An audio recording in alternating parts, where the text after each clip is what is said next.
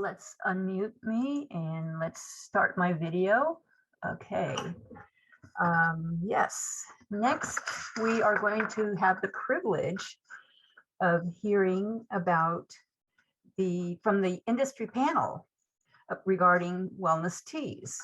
The panelists are Manik Jayakumar from QTrade Tea and Herbs, Paul Harney, the Vice President of Harney and Sons Fine Teas, Amy Driscoll, co-founder of Bear's Fruit Kombucha, and Abianne Falla, the founder of CatSpring Yaupon. So we've got a real diversity going on here. How do I change the screen here? Because we're not seeing our panelists here. Let's see.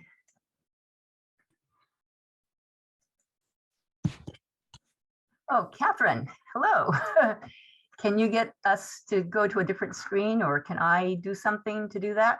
Hi, sure. I will now invite all of the panelists for the industry panel to turn on their video and also unmute themselves, and we'll let them take it away.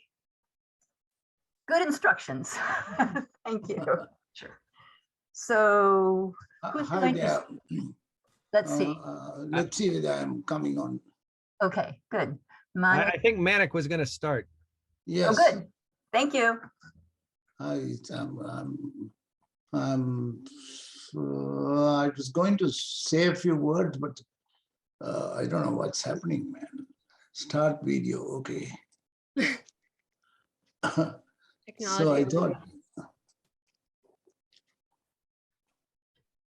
all this time I was there, and now when I have to speak, okay. Zoom is special that way. It knows when to stop collaborating. So if you're pressing start video and it's not happening, then maybe Zoom has decided to take a little rest that way. But we can still hear you, so you may go ahead if you like.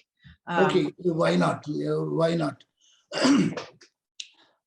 Guys, it's a real pleasure to take part in this event. Before I start, I want to, for a man who has done 58 years in tea, I have to tell you that Catherine has put together a great team, and even with all my tea experience, I have learned a lot, and it was an amazing sessions. I have to congratulate the participants and so on. So now we will come to our subject.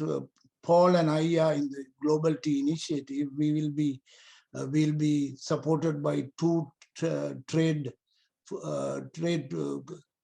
trading companies with some new things, but the whole day you all have heard about wellness teas, right? So I would like to claim that Camellia sinensis is the mother of all wellness teas. That is why it has been drunk for so many years, thousands of years even, and drunk by more people than any other product. So Camellia sinensis is the mother is the species from which black tea, green tea, oolong tea, and white tea, and so on, all are produced by the same plant.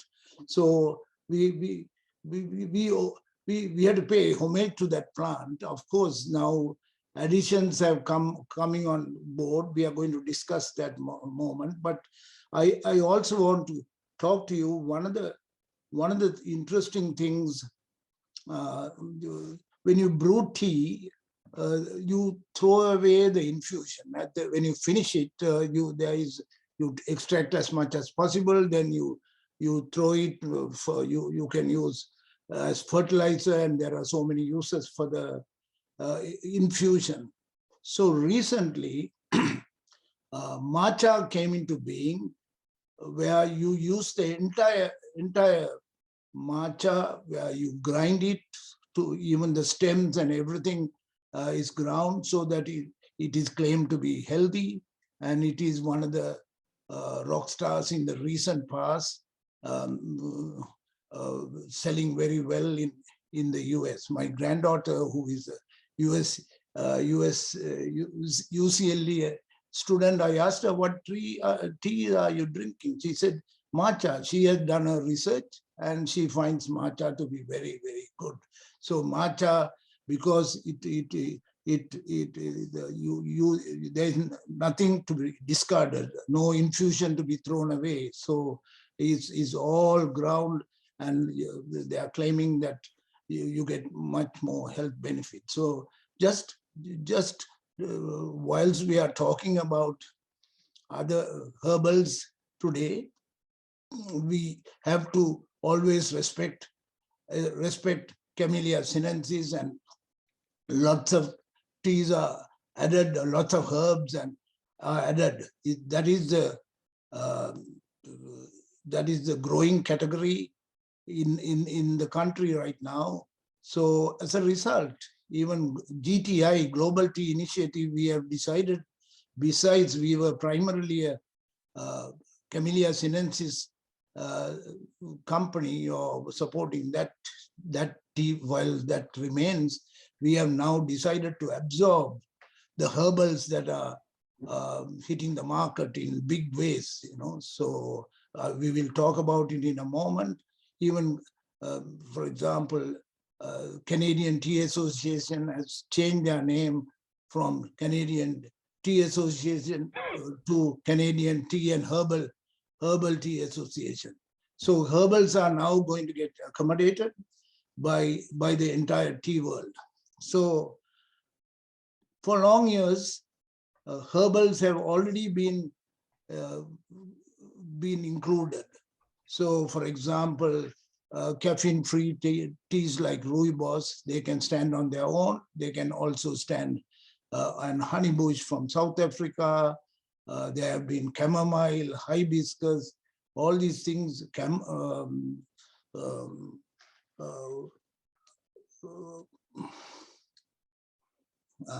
peppermint, and so on, has been historically already added and brought into the herbal mix. So recently, there have been new rock stars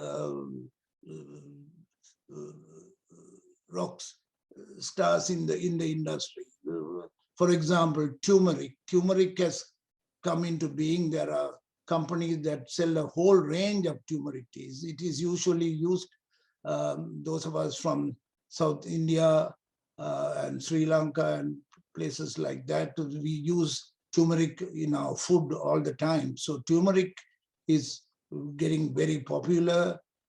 Similarly, there is all new teas, that new additions that have come on board, including the health related, specifically health related teas like Murunga. Murunga is also a vegetable, and it's making inroads into the market. Some of that, of course, mate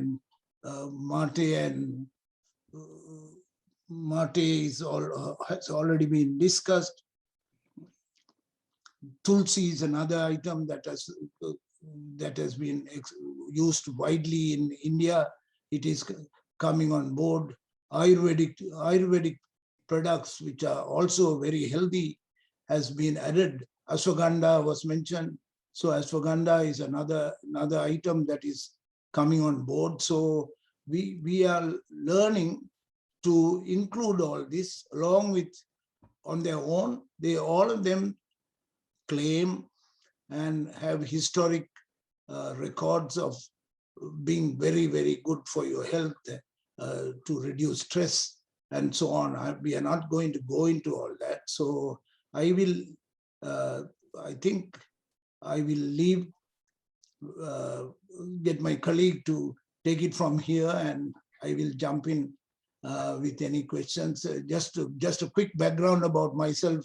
I have grown tea in Sri Lanka for about 25 years before I came in here and started selling tea or founding QTrade. So it's a pleasure and to be associated with this great drink.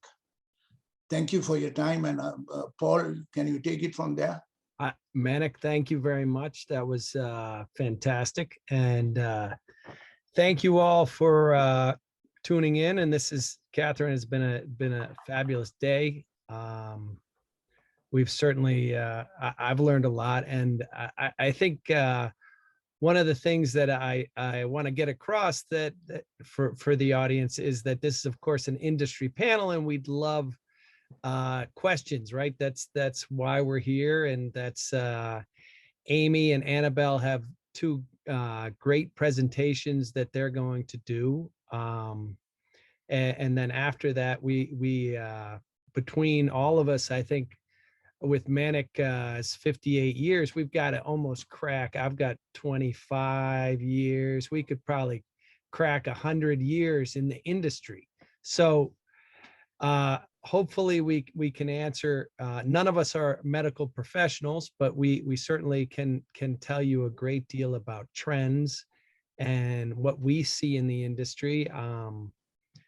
I grew up in the tea business, and my father started Harney and Sons, and I've been, I think, in the tea business about 25 years, blending, packaging, and sales, and growing from the basement into a little bit of a bigger operation. So we certainly have a lot of experience, and I think the most amazing thing about tea and herbs is yesterday we Adam Siegel had a presentation for us, and he mentioned something about the idea of a warm liquid, steeping products in a warm liquid, and I think it's an eloquent way to think about tea, and that includes all the herbs. That is such a soothing property, and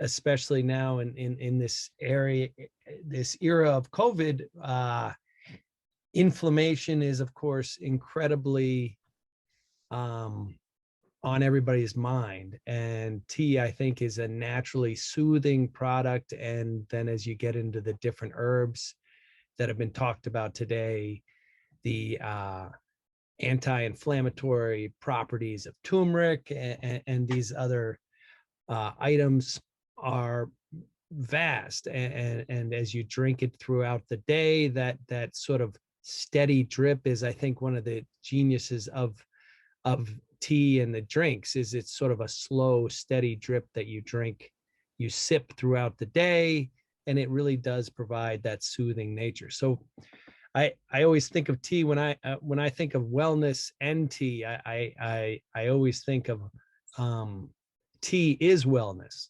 and I think that's sort of a great way to think about it, and sort of it opens up a great deal of questions and different forks you can go in the road for where we could take it, and what we could do with tea in the different properties, whether it's brewed or eaten, or as Manik pointed out with matcha, whether it's not steeped and discarded, but eaten. And then Amy will talk about kombucha, where it's and she is much more of an expert than me, so she will tell us about how it's done and all that sort of great stuff. But that has great digestive properties to it. And Annabelle, I've been to her ranch down in Texas where they started the Yaupon, and that is,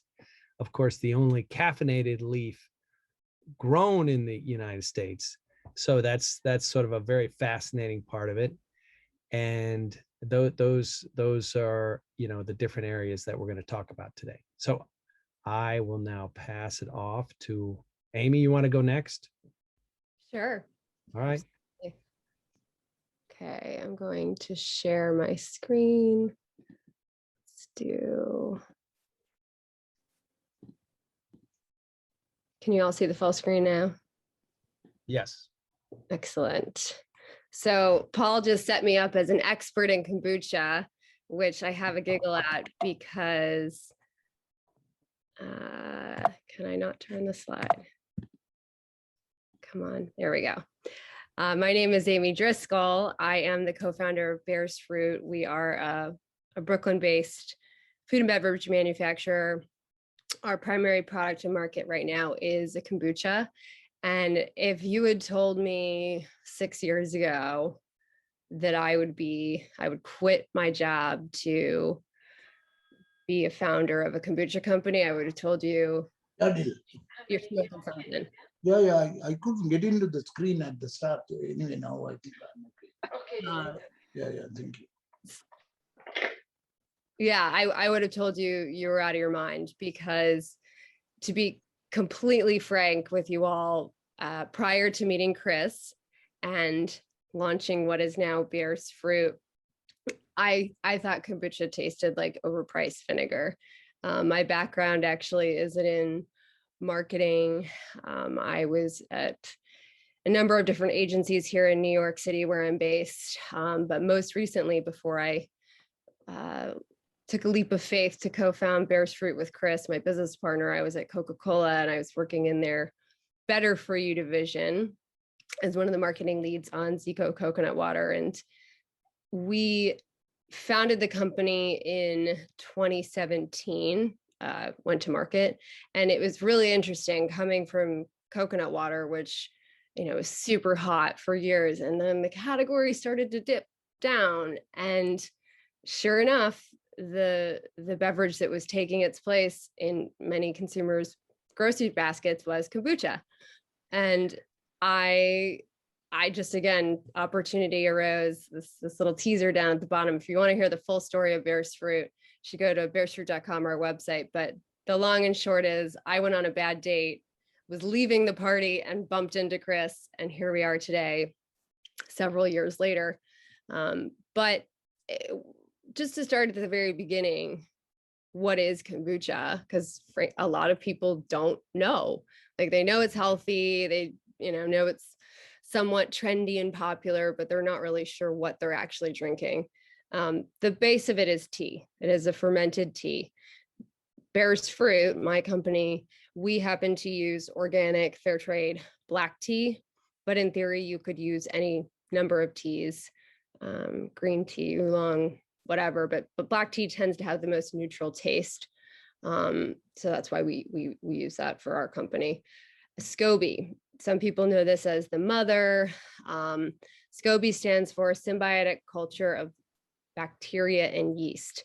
This is you get the benefits of drinking tea, most notably the antioxidants, and then you ferment it with this living thing called the SCOBY, and you're getting a boatload of other benefits, which we'll talk about in a few slides.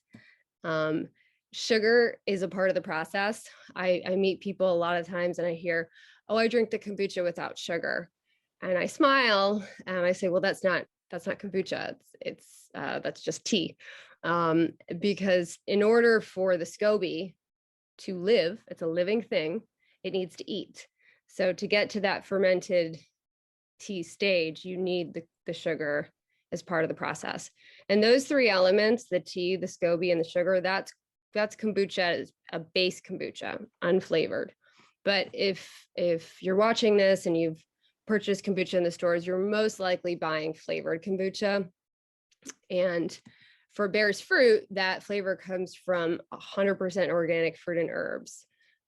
Just a quick plug on Bears Fruit, who we are. Our claim to fame is that Bears Fruit is the only certified organic fair trade kombucha in the country that's brewed with 100% whole fruit and herbs. That means we're not using sugary juices, flavors, concentrates, powders, extracts, or what we generally describe as weird stuff. And the other big thing that we do that's quite a bit different from some of the other brands on shelf is our package size. It's slightly smaller than what you may see on shelves at your grocery stores. It's a 10-ounce bottle.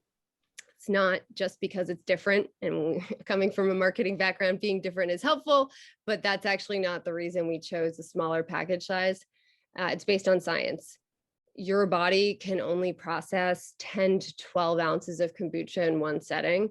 So if you're drinking kombucha for the health benefits, which many people are today, there is a max at which you can absorb. And that's why we went with the smaller bottle versus the 16 ounce or larger. You can drink that. Don't worry, not going to hurt you. But again, if you're drinking it for the health benefits, 10 to 12 ounces is really kind of that upper end. And anything above and beyond that is just, you're just consuming excess calories and sugar. And when you talk about wellness, that's certainly, sugar is a sticky topic in this industry these days. So why should you drink it? Obviously, the base being kombucha. I'm sorry, my slides got a wee bit out of order, but we'll roll with the punches. So a lot of people, when they need information, where do they turn? To Google. This is the actual search result when you type in kombucha cures, and kombucha cures cancer is #1, and it's also on the bottom as can kombucha cure cancer. And that I joke about this, like when you Google what can kombucha do for you, anything under the sun, there's been articles that have linked it to, kombucha's benefits. But for our purposes, what we Bears Fruit feel comfortable. We've had a woman on our team, she's a scientist, go through tons of peer-reviewed journals to really make sure that when we talk about the benefits of kombucha, they're rooted in science. Most people know kombucha today as something that helps your digestive system. There's a boatload of probiotics. But as I brought up in the beginning, what is kombucha? It's tea at its core. So you are getting the benefits of the antioxidants plus the benefits of fermentation. Some of the other things, and along with a boatload of vitamins in the yeast and the bacteria. And that's something a lot of people don't realize too. Like if you're a vegan, you probably are deficient in B12 since it's mostly found in meat products. Kombucha has 100 times the amount of B12 than it is in lamb. Immunity, it has 3 times the amount of vitamin C that it has in orange juice. Your skin, not to be vain, but as we age, your skin starts to get a little bit saggy, you start to see some wrinkles come in.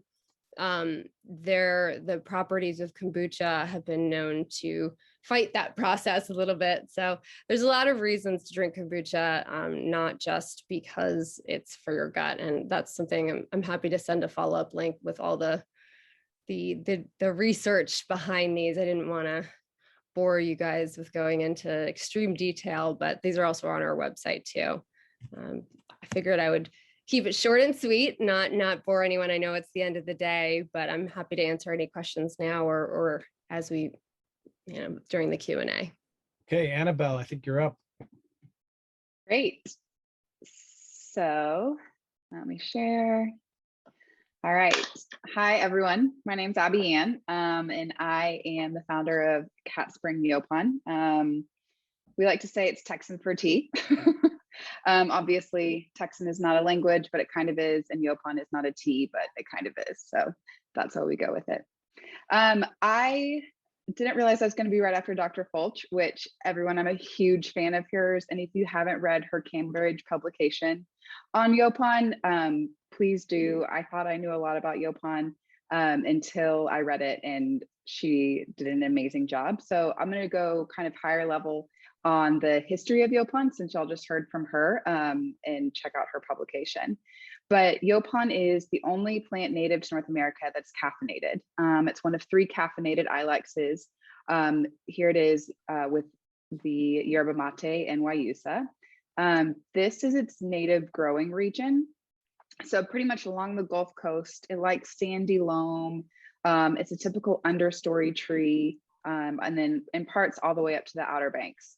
And so virtually every tribe had a tradition with Yaupon. They were all a little bit different, but the first Western explorer's historical observation was with Cabeza de Vaca here in Texas in the 1530s. And it was traditionally called black drink commonly.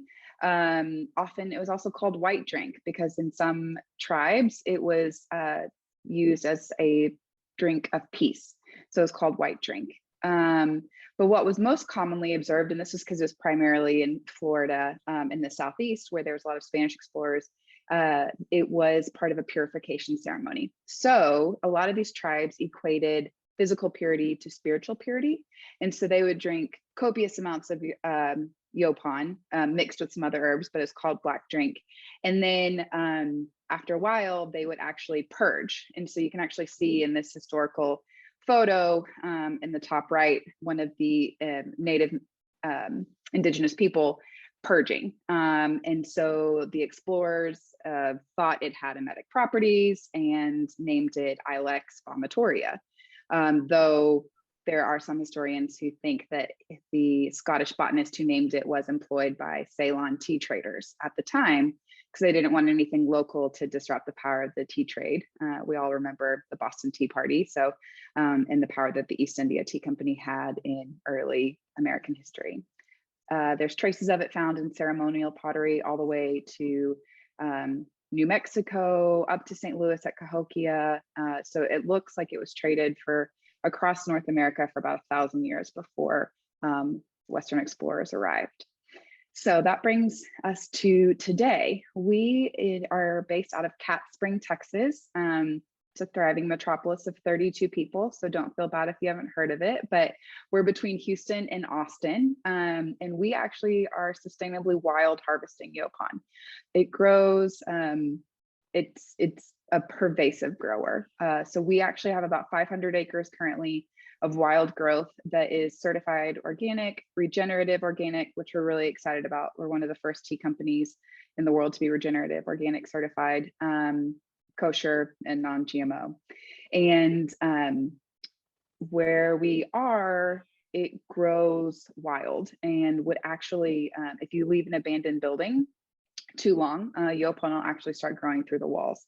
And so we actually work with landowners in our region and keep healthy Yaupon growth. And one of our long-term goals is actually to help return some of the area to native grasses, so that with Yaupon, because it's a rhizome, then the native grass roots with the Yaupon can actually help replenish the water table better for where we are.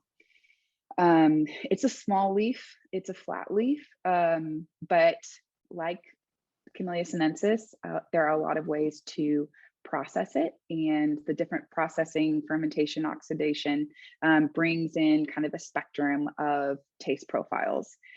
I feel like we haven't even scratched the surface on all the ones that we could be doing with Yaupon, but right now we basically have our three main ones that we have commercially available. So we do a green, a medium roast, and a dark roast. And Yaupon is naturally tannin free, so it's going to be smoother, a little bit less astringent than a traditional tea. And so what often people are cutting with that astringency, is, y'all all know, or whether it be something that it's blended with, or milk, or if you're British. And Yaupon doesn't have those, so you can actually drink the roasted darker teas without anything to cut it.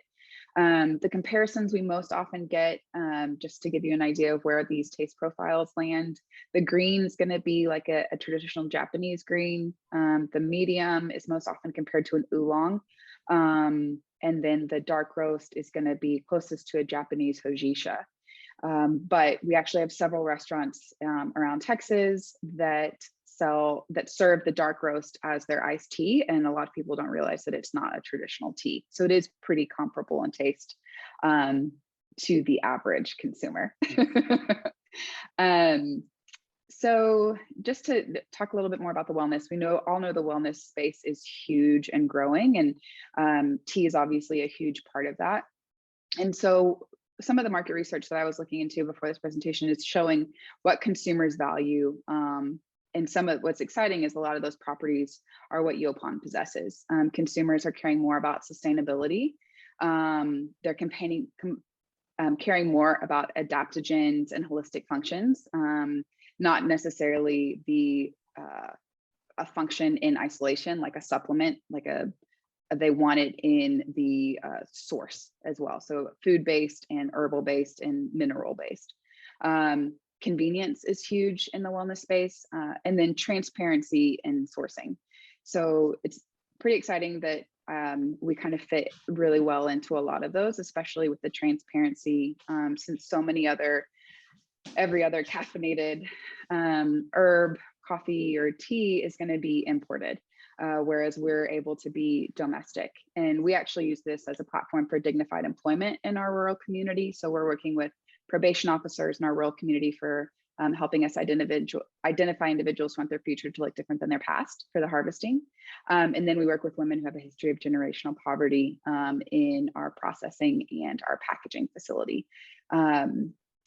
And just to give a little bit more detail on the holistic functions and the benefits. So what makes the Ilexes a little bit different is that Yaupon's actually relatively low in caffeine. It's only around 25 milligrams per serving. In what we see from our wild growth, we could obviously pump nitrogen into the soil and max that out. But what we see and what some of our scientific advisors actually are hypothesizing is that Yaupon actually has a bit of a delayed release because of the theobromine, theophylline, and theocrine with the caffeine. And so what's happening is that it's absorbing later in your system. So not necessarily your stomach and large intestines, but also down into your small intestines. And so that affects how the energy affects you. And so what we call kind of the jitter-free caffeine, it's really more of a mental boost, kind of clarity than what you would normally get with like a caffeine boost from coffee. It's really rich in polyphenols and antioxidants, comparable to green teas. As we all also heard, you hit a limit of how much you can actually absorb. So we pretty much max that out with chlorogenic acid, coumaриc acid, and then multiple flavonoids. And then what makes Yaupon also pretty interesting is that it's really high in rutin and saponins. And so rutin is a natural anti-inflammatory. This is probably what caused some of the studies that show Yaupon can actually be a chemopreventative. In a petri dish in colon cancer, you won't see it anywhere on our website. We're not making that claim, but there are studies that have shown that, and it's likely because of the rutin properties. And then the saponins are a natural cleanser, which is really great for your skin, also for your organs. But what also makes it pretty fun is it means Yaupon will foam. So especially our dark roasts, you can shake it up and you get like a pretty cool foam, almost like a nitro on it. And like we've done some cocktail crawls here in Austin with different bartenders, and that's something that they really love, is getting the foam. But yeah, so Yaupon it's really exciting to see the growth in the industry. I've been at this for about 10 years now, which is crazy. We primarily sell actually as a bulk ingredient. So Harney and Sons have been one of our biggest customers. We've had the opportunity to work with QTrade as well. And we sell to kombucha brewers, we sell to energy drinks, we sell to restaurants, hotels, spas, and things like that. And so it's really exciting to see the increase in awareness and interest in Yaupon. I'll stop sharing my screen. All right, Abianne, sorry I called you Annabelle, but oh, I've been called worse. No worries.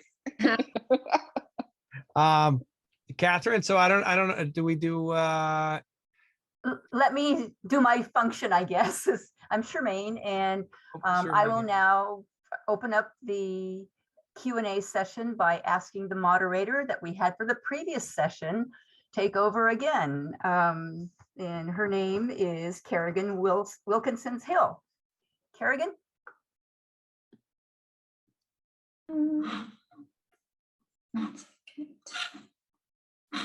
Cannot get my video back.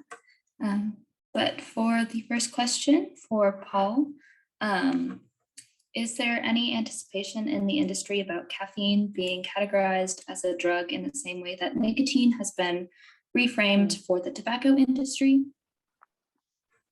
No, I have not seen a huge amount on that. That's not something. I think the nice thing about tea is it's not upwards, it's somewhere in the 80 milligrams per cup range, and it's so it's not incredibly high. And then, as Abianne said, we have some Yaupon, which is a little less. And no, I have not heard much about that. Manik, what about you?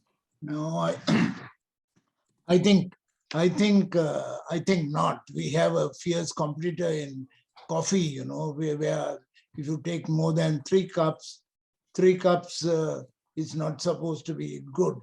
I know folks in Russia. My interpreter tells me her husband drinks 26 cups of tea a day, and she prefers him to drink the tea rather than vodka. She tells me. So I don't think so far there are always more health benefits for drinking tea. So I don't think we have to worry about it. No, and Yeah. even though.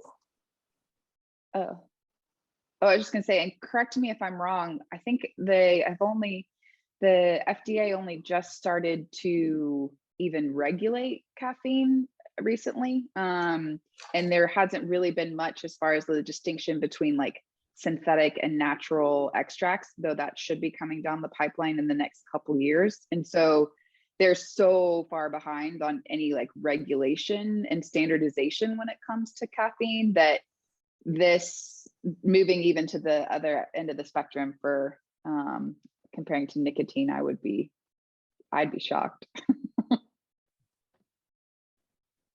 Anything else to add to that point? I will say we do get a fair number of questions, like on our website, about how much caffeine is in kombucha. And for the record, it's about a fourth of a cup of. If you had a cup of black tea, it's about a fourth of that in kombucha, at least how we produce it. But yeah, it's been something that comes up more often than I would imagine. I think some people are just really sensitive to it. So just another quick note on caffeine. As you know, decaffeinated coffee is being sold. So decaffeinated teas also being sold. So that's one of the easiest ways of decaffeination, in case it's worrisome to anybody, is quick, because within the first minute or two, anything that the caffeine goes away. So you goes away, and because of that, what you drink thereafter is relatively a low caffeine product, with low caffeine tea. It was once called the water process, but that is because it's not standardized. It's not recognized very much. So there are 3 other decaffeinated teas. Ethyl acetate, methylene chloride is banned in this country, but CO2 is permitted with CO2 decaffeination. That is also available just in case doctors have told them not to drink caffeine, or too much of caffeine and things like that. So it's something for anybody who is very sensitive to caffeine, needs to take a note of that. The decaffeinated teas are available, meaning Camellia sinensis teas are available in a decaffeinated format. All right, and then is there like a little or considerable overlap between those who drink Camellia sinensis tea and those who drink herbal teas or Yaupon or Kombucha? Who's going to answer that question? I'll start, Manik. How about that? You want to? Yeah, you go. All right. I think there used to be a much more of a if you were a black tea drinker, and that was sort of your area that you enjoyed. But I've seen really a very broad, a great widening of what people are willing to drink and the interest level that they have. And I think probably with the knowledge that we're all able to gain through the internet, it allows us to really investigate different herbs and all sorts of different stuff that we wouldn't really have had access to before. And it really does increase our knowledge and increase our curiosity.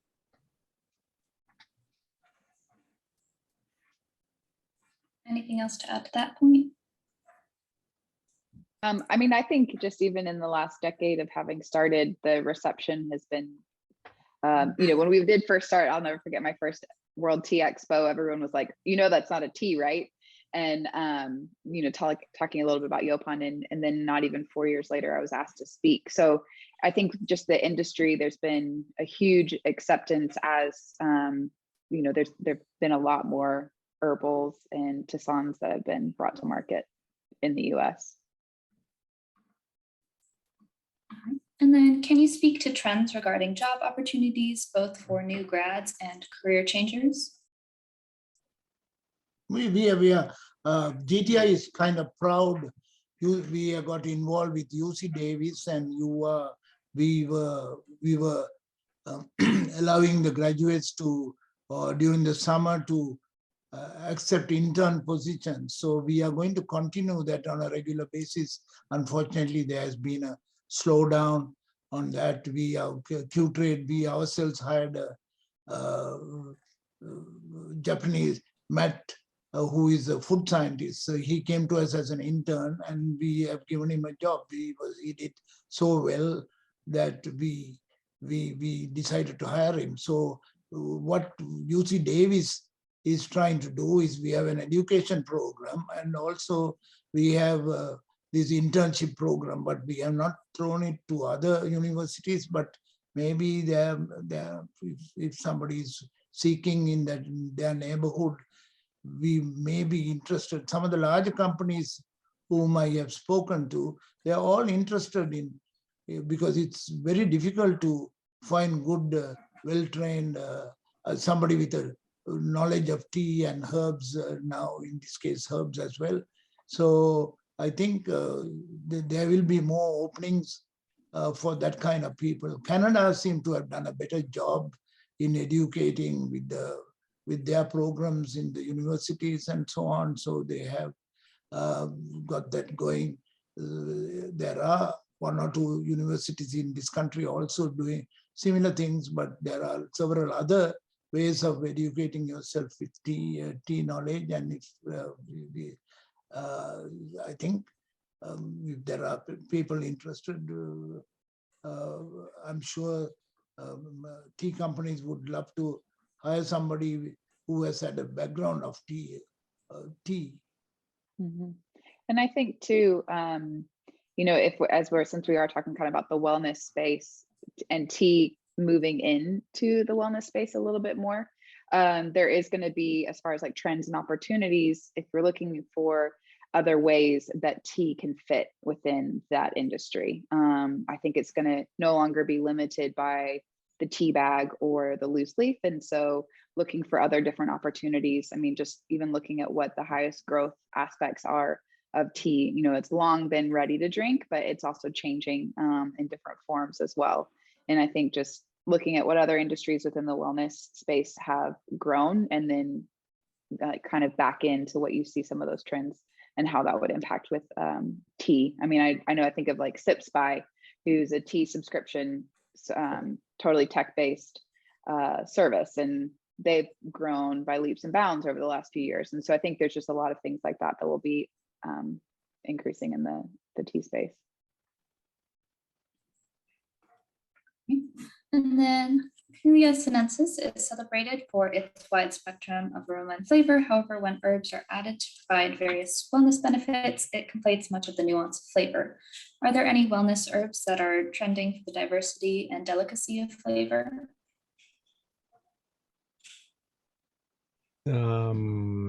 Manik, what do you think? So, of course, I think Camellia sinensis every day they are coming out with new versions. I just mentioned one version of matcha where you are able to drink the whole thing, right? Instead of even wasting a few ounces away as infusion. So they're all adding to the health benefits. So I think if the question is how the flavors, or there are Well, some lighter flavors, right? Like the lighter flavors, there are some teas where only the buds are harvested, and they tend to have less caffeine for sure. So maybe they are quite expensive, like the silver needles, the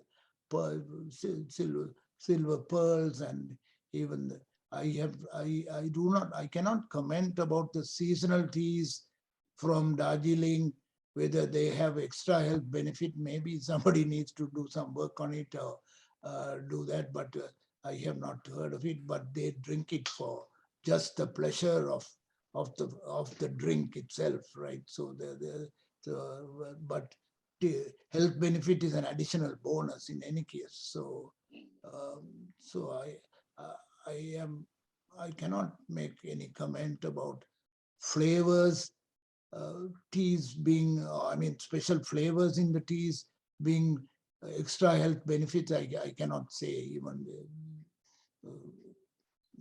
well, some of the lighter flavors would be like chamomile and verveine and tiul, right? So those would be lighter ones that could be blended in, and they wouldn't give you quite as strong as a ginger or a turmeric flavor or something like that. So And that then- we have to include herbals into the Camellia sinensis blends. That's why the herbals are getting very, very popular in the industry. If we were to make a comment, definitely compared to a few years ago when we started to now, every inquiry is about herbal teas or wellness teas for us as well. So we adding new herbals into the mixes to make it even more healthier and of course tastier as well. Right. And how do gut microbiota change by the intake of kombucha? Ooh, great. Kombucha question. Yeah. So eating fermented foods like kombucha or kimchi, sauerkraut, it increases the diversity of your gut microbes. And that's really, again, when we talk about kombucha, or when I talk about it, I say it's T 2.0 because you're getting the benefits of antioxidants from the base. But then when we ferment it with the SCOBY, the symbiotic culture of bacteria and yeast, you're really upping the ante with the health benefits, with the good bacteria, the probiotics, which are creating acetic acid and glucuronic acid, as well as yeast, which is going to yield those B vitamins that I talked about briefly during my little presentation.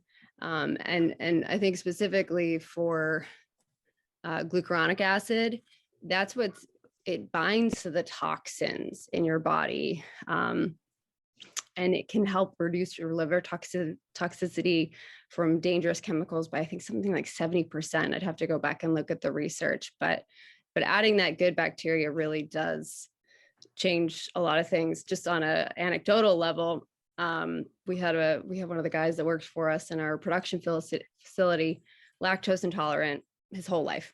And then obviously we start working for Bear's Fruit, you drink the kombucha literally every day. And he has said that has disappeared. It has he is eating cheese now for the first time in years.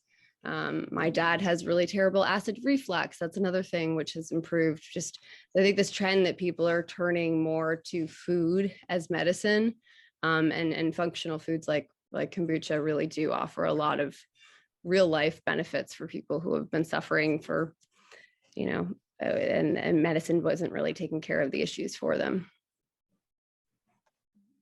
And then, is AI or other technology being used to uncover tea or herbal combinations that might have synergistic effects? Can you repeat that question? I didn't quite follow. All right. Is AI or other technology being used to uncover tea or herbal combinations that might have synergistic effects?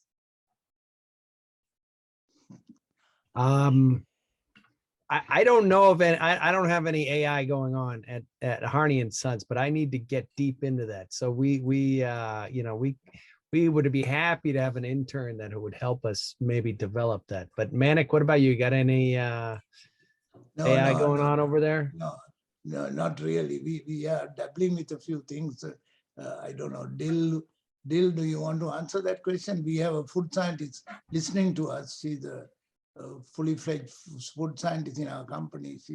I have asked her to help us. She's the scientist of our company. Actually, we have 2 food scientists working for us. One is a UCD graduate, as I told you. So maybe we will look into that. Right now, I don't think we have had too many inquiries about that, about what you're talking about. I'm sorry. I mean, we do certainly, there's AI that's based, on the e-commerce side that directs people in specific directions. But beyond that, my level of AI is light.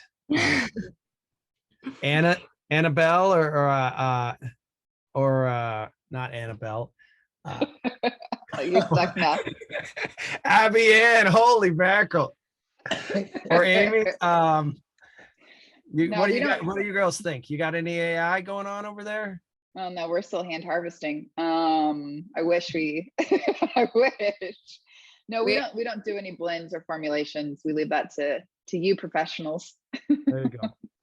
Yeah, and it didn't pan out, but we actually rented out part of our brewery in Brooklyn to a company that was making robots, and we were really excited about the potential of this to farm out, to work with them to take away some of the really menial parts of the gig. Like when, as I mentioned, we were using whole fruits and herbs. So like pineapple mint day is the worst because, plucking the mint and it takes hours and hours and hours. So the robots couldn't their little hands weren't nimble enough, but it didn't work out. But that's my only slight foray into technology in our production. Otherwise, it's just done the good old fashioned way. All right. And then in terms of like how much or how strong or how much time is needed, do you need to obtain the various health benefits of tea products?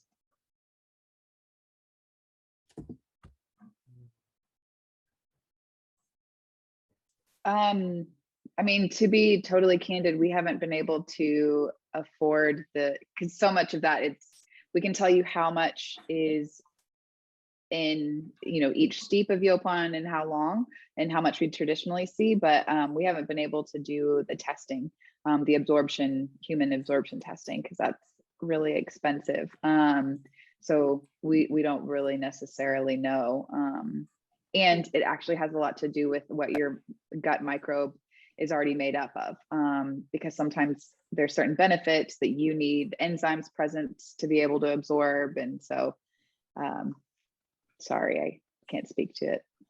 Yeah, well, and as I mentioned, we do have research that on kombucha, at least, that optimal consumption is roughly 10 to 12 ounces. And most of the 2 largest brands in the country are both in 16-ounce bottles. So it's not going to hurt you to drink a 16-ounce kombucha, but if you're looking for the health benefits, that extra 4 to 6 ounces between what the optimal level is just excess sugar and calories. But if you enjoy it, drink away.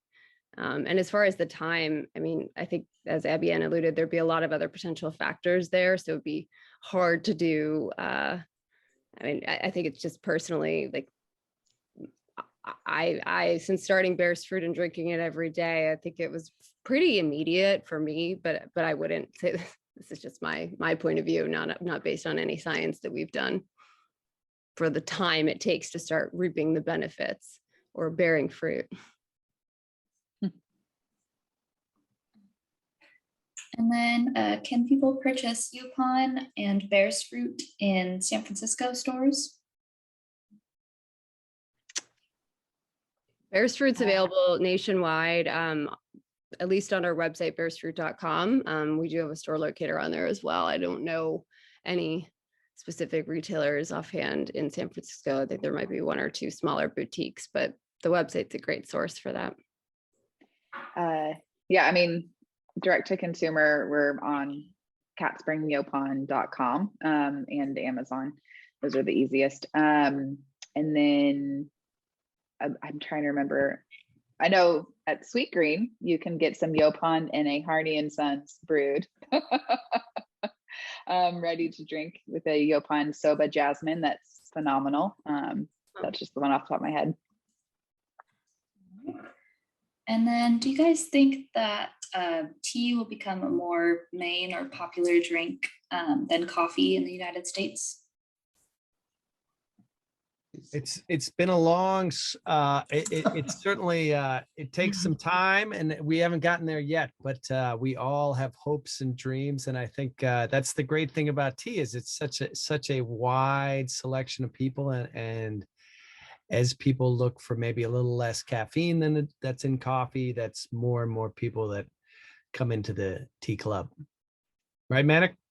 Yeah, so anyway, I also enjoy a cup of coffee first thing in the morning. Thereafter, I drink only tea, but it's hard to beat coffee. You know, it's very well established here. And the nice thing about UC Davis and how they have improved specialty coffee. So anywhere you go now in the world, you get good coffee, good coffee, even in the other day, all because of good work done regarding roasting, and the promotions they have done is amazing. So I think we will always remain a healthier competitor. It's the only way. If we have to beat coffee,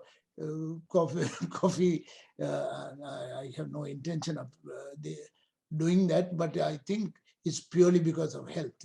Health and wellness is growing. I believe the last 2 years there's been more teas being drunk in the US than previously. So that category is growing. So that I think now, of course, coffee prices are very much on the high side, and there may be somebody's wanting more mellow kind of but knowing the American system, though I have lived here for about 27, 28 years, we want instant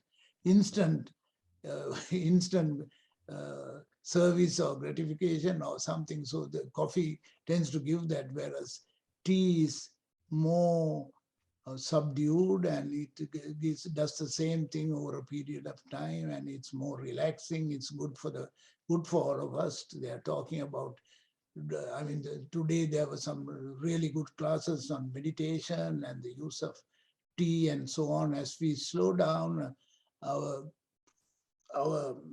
way of living, I'm sure tea is not going to go anywhere. It's going to, in fact, grow. So that's a good thing. So those of us who are committed to tea will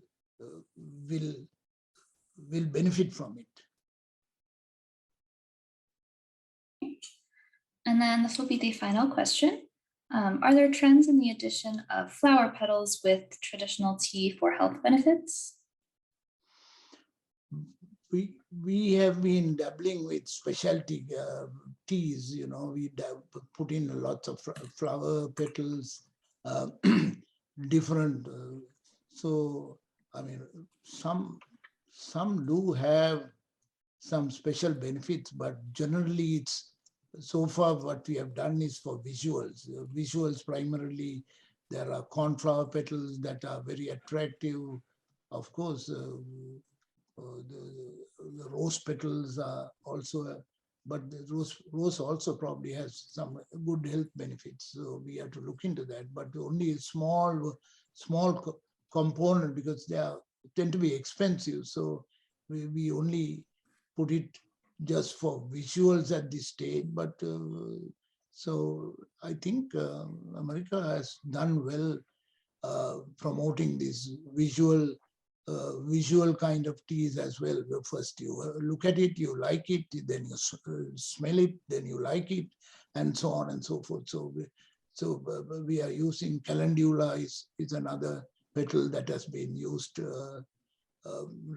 for a long periods of time. So, but truthfully, I do not know whether there are any super health benefits by additional benefits rather from adding of petals besides visuals. For the moment, we are using it as a tool for visuals to make the blends look prettier. I think the only one that I can think of would be butterfly pea flower out of Thailand where we use it exclusively as something you would brew up by yourself. So other than that, it's much like Manik talked about, which is primarily visual for like marigold or blue flowers or something like that. More of a visual presentation for the loose tea. Is there anything else to add to that? No, I think that's the last question, right? Unless we take on some general things and talk about it. But at the moment, I think we are good. You have had a long day, and thank you for all these your participation. And the good news is wellness teas are very much in demand. So that's a message we want to convey to you. The industry, there are so many newcomers, new wellness items on the block. I ran through some of them. So there is more coming all the time with specific health benefits. So I think it has come to stay. I would think herbals and tea, camellia, that marriage is going to be a good one, and we'll all benefit from it. We'll be a healthier nation.